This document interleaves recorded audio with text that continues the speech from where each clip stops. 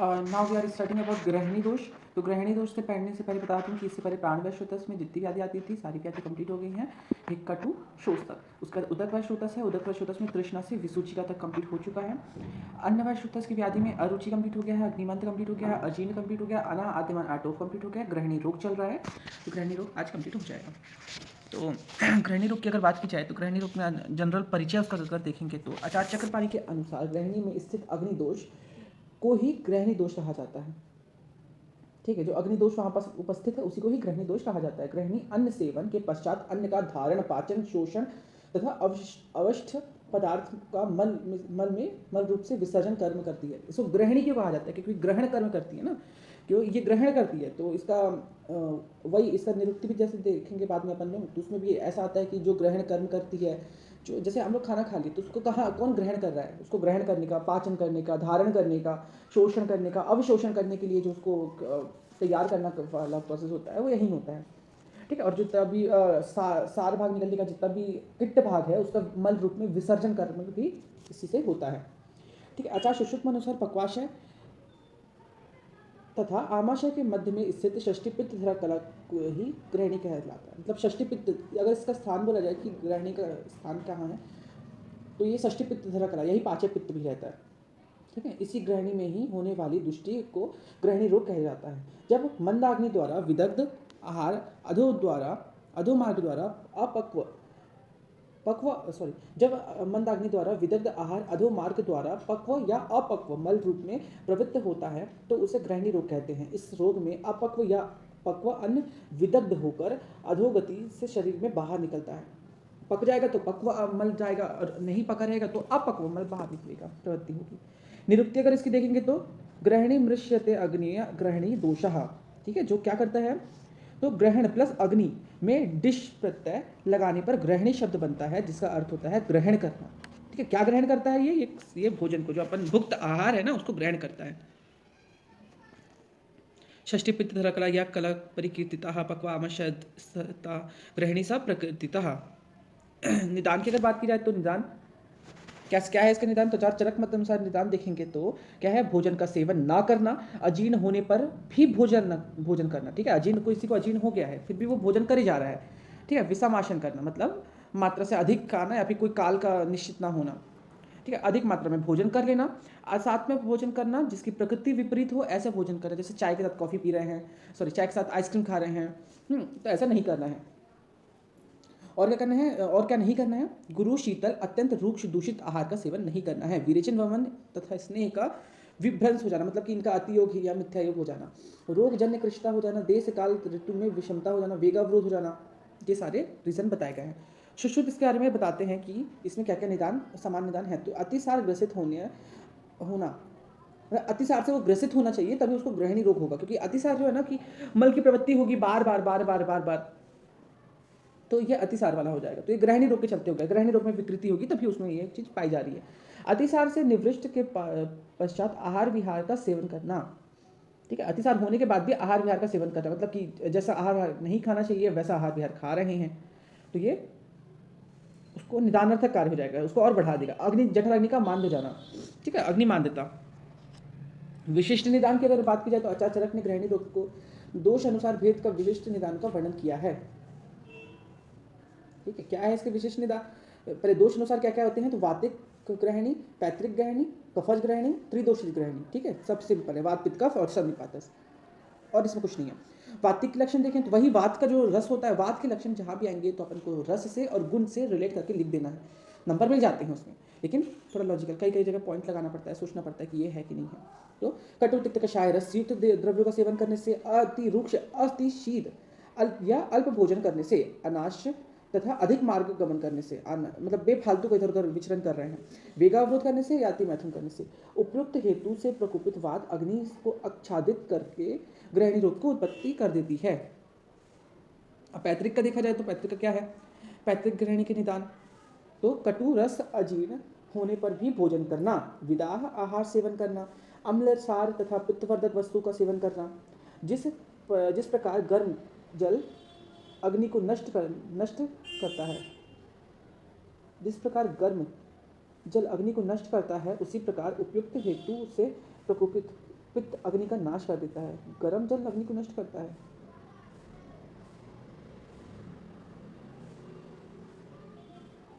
दीपन पाचन का कार्य करता है मेरे ख्याल से, तो लाइन थोड़ी गलत है। आगे बढ़ते हैं। कफज ग्रहणी के निदान देखेंगे तो गुरु अति स्निग्ध शीतल आदि आहार द्रव्य का सेवन करना, अत्यधिक भोजन करना, भोजन के पश्चात शीघ्र शयन करना। ठीक है, भोजन के बाद खाए पिए सो गए, ऐसा नहीं करना है। ग्रहणी रोग हो सकता है। उपयुक्त कारणों से कुपित कफ से अग्निमंद की उत्पत्ति होती है, जिस कारण से परिमाण स्वरूप खाया हुआ आहार कष्टपूर्वक पाचन होता है, पचता है। त्रिदोषज की अगर बात की जाए तो त्रिदोषज में कैसे होगा? वातज पित्तज कफज ग्रहणी के सम्मिलित निदान ही त्रिदोषज ग्रहणी के निदान है। मतलब इन तीनों की मिला दो ना, वैसा हो जाएगा। संप्राप्ति की बात करेंगे तो संप्राप्ति वही होती है, समान संप्राप्ति और विशिष्ट संप्राप्ति।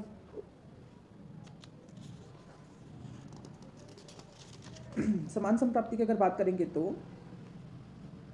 क्या आता है? ग्रहणी अग्नि का आश्रय स्थान है तथा यह खाए हुए अन्न का ग्रहण करती है, इसलिए इसे ग्रहणी कहते हैं। ग्रहणी अपक्व आहार का धारण तथा पक्व अन्न को अपने पार्श्व के नीचे की तरफ धकेलती है। ठीक है, जो अपक्व, जो अपन आहार खाएंगे ना उसका ग्रहण करेगी, और अगर स्वस्थ है तो पक्व आहार, और अगर अस्वस्थ है तो अपक्व आहार को नीचे की ओर धकेलती है, पुश करती है।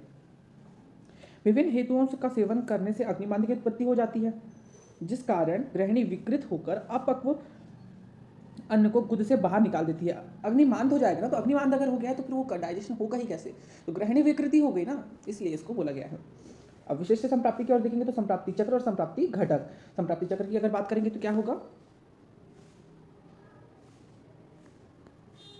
सबसे पहले उपयुक्त निदानों का सेवन होगा, अग्निमांद हो जाएगा, उसके चलते आम दोष की उत्पत्ति हो जाएगी। षष्ठी पित्त धरा जो है वहाँ जाके आम का संचय होने लग जाएगा, उससे ग्रहणी दुष्ट हो जाएगी, दुष्टि होगी उसकी। पक्व एवं अपक्व अन्न का अधोभाग से निकल जाना, निष्कासन होना। कभी वृद्धि व कभी द्रव्यमल की प्रवृत्ति हो जाएगी, ग्रहणी रोग हो जाएगा। ठीक, संप्राप्ति घटक की अगर बात करेंगे तो दोष क्या है? त्रिदोष है। आम की उत्पत्ति हुई ना, और जहां आम की उत्पत्ति होगी वहां आंख बंद करके त्रिदोष बोलना है, क्योंकि आम क्या होता है? त्रिदोष प्रकोपणम। दूष्य की बात करेंगे तो अन्न होगा और रस होगा। श्रोतस क्या होगा? अन्न व श्रोतस, पुरीश व श्रोतस, अधिष्ठान षष्ठी पित्तधर कला और ग्रहणी। श्रोत दृष्टि देखेंगे तो अति प्रवृत्ति होगा, स्वभाव देखेंगे तो दारुण है, श्रोत अग्नि देखेंगे तो अग्निमानता मिलेगी, साध्यता देखेंगे तो कृत साध्य मिलेगा। आचार चरक अनुसार इसके भेद वही बताए गए हैं, कफज वातज पित्तज और त्रिदोषज ग्रहणी, त्रिदोषज ग्रहणी। वहीं अगर इस आचार्य माधवकर मत अनुसार की बात की जाएगी तो क्या होगा? वातक ग्रहणी, पैतृक ग्रहणी, कफज ग्रहणी, सन्निपातक ग्रहणी, संग ग्रहणी और घटी यंत्र ग्रहणी, घटी यंत्र। ठीक है, अभी आचार्य गणनाथ सेन के अनुसार अगर बात की जाए तो क्या होगा? राजग्रहणी, शतज ग्रहणी, क्षयज ग्रहणी, निर्मोक ग्रहणी। अन्य भेद की अगर बात की जाए तो और इसके अलावा क्या क्या हो सकता है? तो ग्रहणी रोग में निम्न प्रकार से विकृति वर्गीकृत किया जा सकता है: स्वतंत्र ग्रहणी रोग और परितंत्र ग्रहणी रोग। स्वतंत्र ग्रहणी मतलब जो कि बिना अतिसार उत्पत्ति होने वाली जो ग्रहणी दृष्टि है वो होगा। परितंत्र मतलब अतिसार के पश्चात अपत्य सेवन से फलस्वरूप उत्पन्न ग्रहणी को जो ग्रहणी होती है वो परितंत्र ग्रहणी हो जाएगी। आचार्य चरक ने साम ग्रहणी का भी वर्णन किया है। ठीक है, तो अब इसके पूर्व रूप देखें तो क्या हो गया? इसके पूर्व रूप चरक बताते हैं, इसके पूर्व रूप चरक सुश्रुत दोनों बताए हैं, अपन दोनों का देखेंगे। ठीक है, चरक क्या बोले हैं? तृष्णा हो जाएगा, आलस हो जाएगा, बलशाही होगा, खाए हुआ अन्न का विदाह हो जाएगा, शरीर में भारीपन लगेगा, भोजन का चिरपाक होगा। ठीक है, उसका जो पाक कर्म होगा बहुत लेट तक होगा। सुश्रुत मत अनुसार देखा जाए तो क्या है? कास है, अरुचि है, आंत्र पूजन है, कांड श्वेण है। फिर अष्टांग हृदय के अकॉर्डिंग अगर देखा जाए तो क्या है? अष्टांग हृदय इसके बारे में बोलता है अंगसाध होगा, भोजन का चिपचिपाना होगा, लालस्राव हो जाएगा, अत्यधिक लालस्राव होगा, मुख वैराग्य हो जाएगा, अरुचि हो जाएगा, अरुचि तृष्णा होगा, भ्रम होगा, उदर में अनार हो जाएगा, कभी कभी छर्दी हो जाएगी, और कर्ण स्वेदन होगा, एकदम जो कान में एकदम सन से आवाज आती है ना वो। आंत्र पूजन होगा। लक्षण की अगर बात की जाए तो क्या होगा? आचार्यों ने ग्रहणी रोग के लक्षण निम्न प्रकार से वर्णित किए हैं। क्या है? सामान्य लक्षण की अगर बात की जाए तो आचार्य चरक बोलते हैं कि सामान्य लक्षण की बात किया जाए तो आचार्य चरक बोलते हैं कि अतिसृष्ट विपद्य व द्रव्यमल की प्रवृत्ति होना होगा। ठीक है, तृष्णा हो जाएगा, अरोचक हो जाएगा, मुख वैराग्य हो जाएगा, समान, ये सब जनरल सिम्टम है, ये सब लगेंगे। प्रसेक होगा, तमक स्वास्थ्य हो जाएगा, फिर ठीक है, हस्तपात शोष हो जाएगा, अस्थि व संधि में वेदना होगा, वमन होगा, जौ होगा, लौह तथा आम के समान गंधयुक्त तीक्ष्ण अम्लोदगार आएगा। ठीक है। आचार्य सुश्रुत ने निम्न लक्षण बताए हैं। क्या बताए हैं? भोजन के तुरंत बाद आम मल की प्रवृत्ति, मतलब कि जो भी डेफिकेशन होगा ना उसमें आम सा आम होगा। ठीक है, तो जब वो पानी में जाएगा तो पानी में डूब जाएगा, श्रिंक हो जाएगा। और दुर्गंध युक्त कभी वृद्ध तथा कभी द्रव्य मल की प्रवृत्ति हो जाएगी। पीड़ा युक्त मल का त्याग होगा। विशिष्ट भेद अनुसार अगर लक्षण देखेंगे तो आयुर्वेद शास्त्र में बताए गए हैं। ये भी एक एक करके, जैसे हम लोग ने पढ़ा ना सारा, वैसे ही है। तो अभी जितना टाइप पढ़े थे, भेद पढ़े थे, उसके अकॉर्डिंग आप पढ़ेंगे। वात पित्त कफस त्रिदोषज।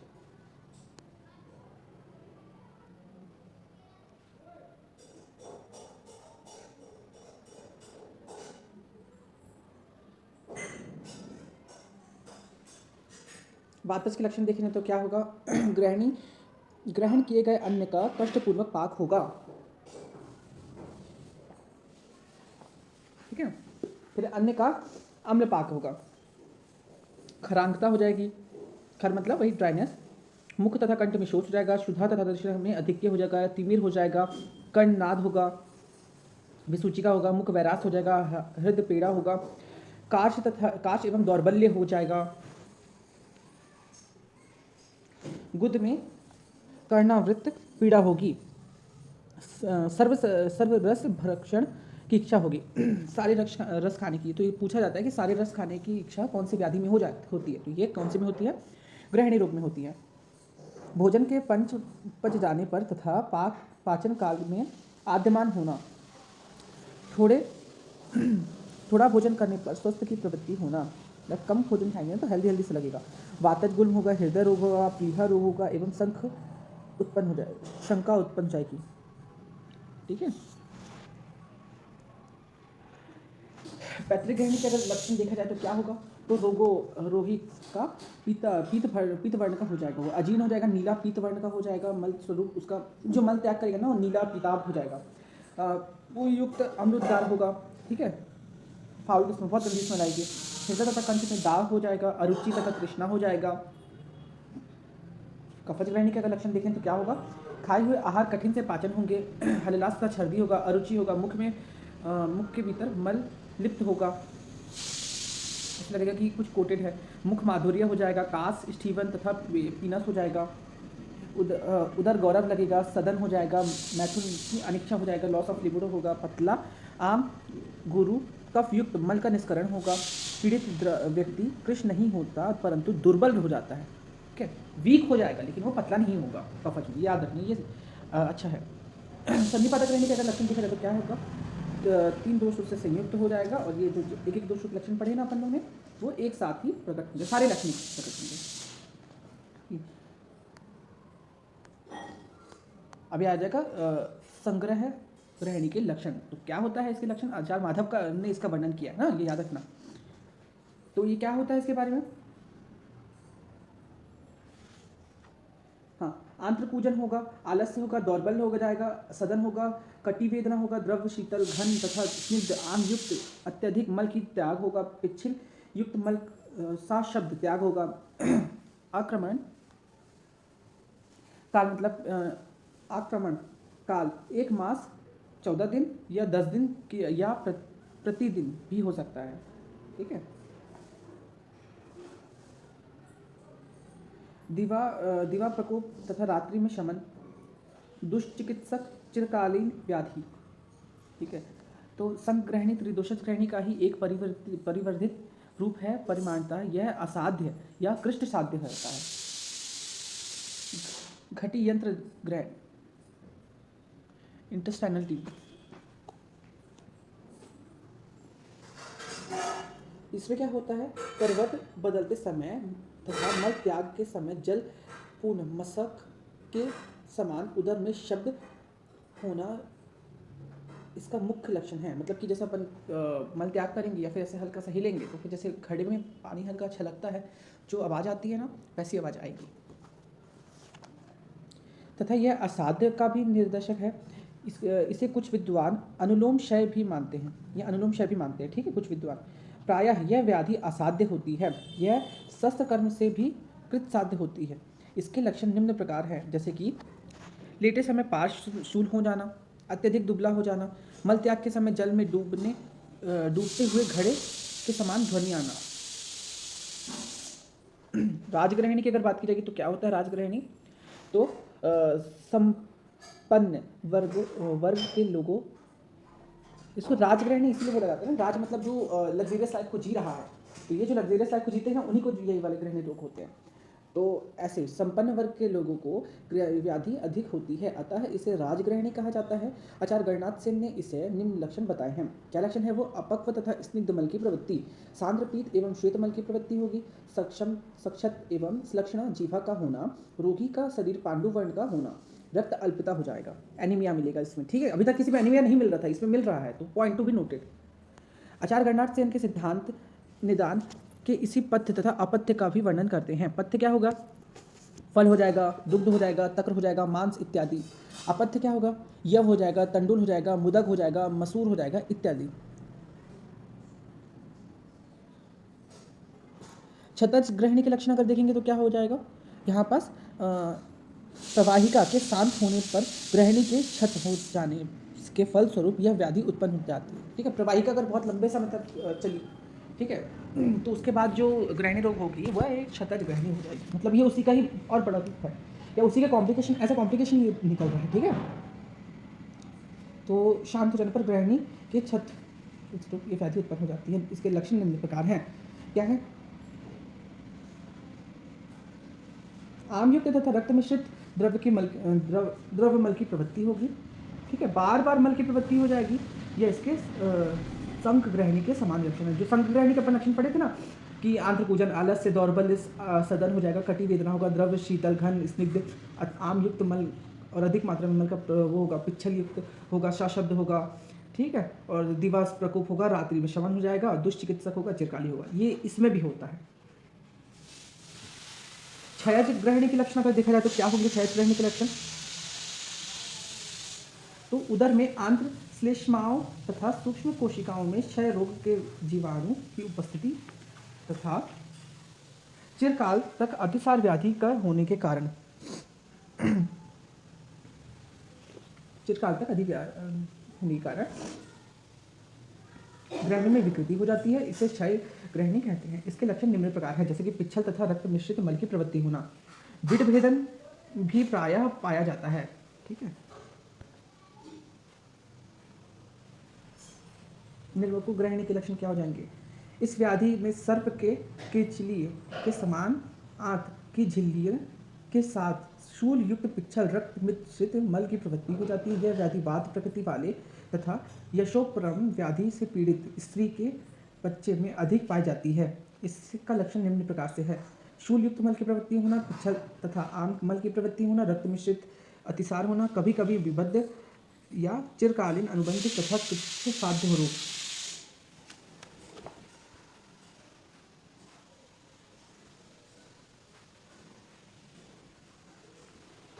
आमज ग्रहणी का अगर लक्षण देखेंगे तो क्या हो जाएगा? आचार्य चरक ने ग्रहणी नाम व्याधि के 4 भेद बताए हैं: वातिक, पित्त, कफज और त्रिदोषज। इसके अतिरिक्त साम ग्रहणी का भी वर्णन किया है। विदग्ध या अर्धपक्व आहार से मूर्छित, कुपित, वात आदि दोष ग्रहणी में आश्रित होकर जब ग्रहणी रोग उत्पन्न करते हैं तब उसे साम ग्रहणी कहा जाता है। इसके लक्षण आप देखेंगे तो क्या हो जाएगा? विशिष्ट विष्ठभ, प्रसेक, उदर में वेदना तथा दाह हो जाएगा, अरुचि होगा, शरीर में भारीपन लगेगा। सापेक्ष निदान अगर देखेंगे तो किसके साथ कर सकते हैं? प्रवाहिका के साथ और अतिसार के साथ। ठीक है, तो इसका इनके साथ वो सापेक्ष निदान कर सकते हैं अपन, डिफरेंशियल डायग्नोसिस। तो अतिसार के साथ अगर देखा जाए तो तीनों को एक साथ देखेंगे अपन। चिरकालीन अनुबंधी तथा प्रायः अतिसार के पश्चात उत्पन्न हो जाती है। कौन सी? ग्रहणी दोष। और अतिसार कैसा है? शीघ्रकारी है, शीघ्रकारी व्याधि है, मतलब जल्दी हो जाएगा।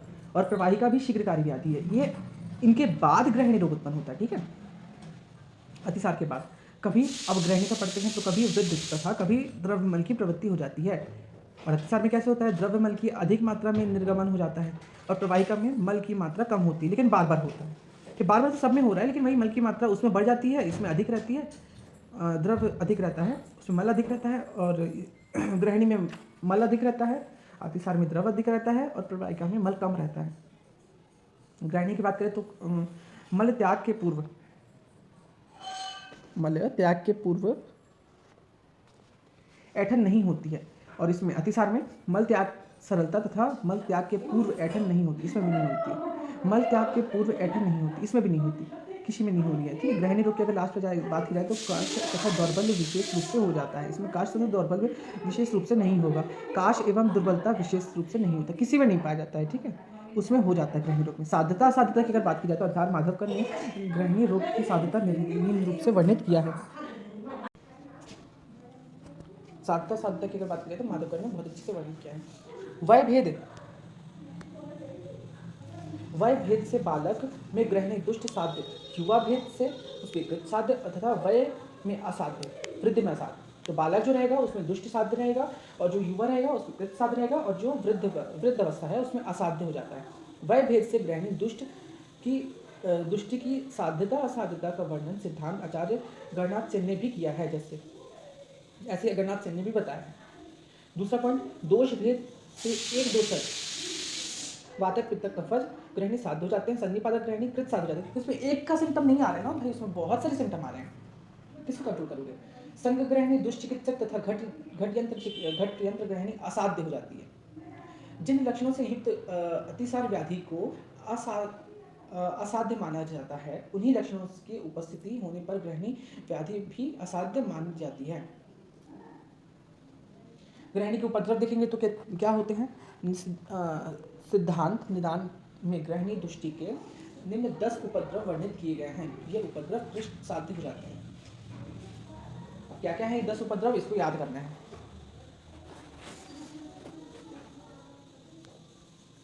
ज्वर हो जाता है, एक नहीं दिया है,